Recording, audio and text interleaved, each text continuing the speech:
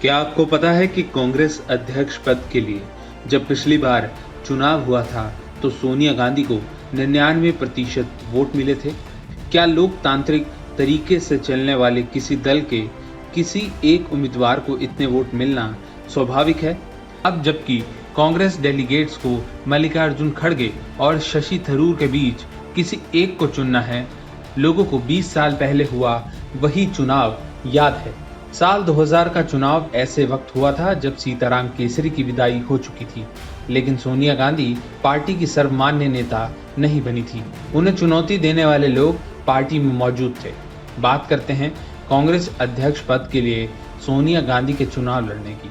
सोनिया गांधी ने साल 1998 में कांग्रेस अध्यक्ष पद का चुनाव लड़ा था। अध्यक्ष पद का चुनाव लड़ने के लिए कम से कम 5 साल तक सदस्य बने रहना जरूरी था। सोनिया गांधी को कांग्रेस में विधिवत शामिल हुए महज 1 साल ही हुआ था। उन्होंने साल 1997 में ही कांग्रेस की प्राथमिक सदस्यता ली थी। उस समय कांग्रेस अध्यक्ष सीताराम केसरी थे। उन्हें अध्यक्ष पद संभाले 5 साल पूरे नहीं हुए थे, लेकिन वो इस चुनाव का विरोध नहीं कर सके। साल 1999 में शरद पवार, पीए संगमा और तारिक अनवर ने सोनिया गांधी के खिलाफ बगावत की। उनका कहना था कि इटली मूल की सोनिया गांधी भारत का प्रधानमंत्री नहीं बन सकती। विवाद बढ़ा और अंत में तीनों को पार्टी से निकाल दिया गया। बाद में इन्होंने नेशनलिस्ट कांग्रेस पार्टी यानी एनसीपी बनाई। इसके बाद बगावत का झंडा राजेश पायलट और जितेंद्र प्रसाद ने थामा। दोनों ही वंशवाद के खिलाफ अपनी नाखुशी जाहिर कर चुके थे। पर्यवेक्षकों का कहना है कि साल 1998 में तो राजेश पायलट ही सोनिया के खिलाफ अध्यक्ष पद के लिए खड़ा होना चाहते थे।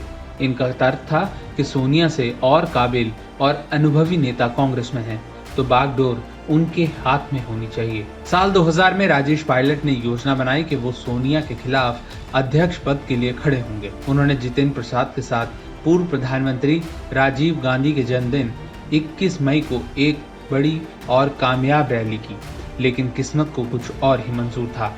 इसके 20 दिन के भीतर ही 11 जून को उनकी कार हादसे में मौत हो गई। अब बगावत का झंडा थामने को सिर्फ जितेंद्र प्रसाद रह गए। वो सोनिया के मुकाबले अध्यक्ष पद के लिए खड़े हुए। नवंबर 2000 में चुनाव हुए, लेकिन उन्हें बुरी तरह हार का सामना करना पड़ा। चुनाव में पड़े 7542 वोटों में से उन्हें महज 94 वोट मिले, यानी सोनिया गांधी को 98.75% वोट मिले थे। जितेंद्र प्रसाद ने चुनाव हारने के बाद गंभीर आरोप लगाए थे। उन्होंने कहा था कि उनके नामांकन दाखिल करने से पहले और बाद में प्रदेश कांग्रेस कमेटी के सदस्यों की सूची से छेड़छाड़ की गई थी।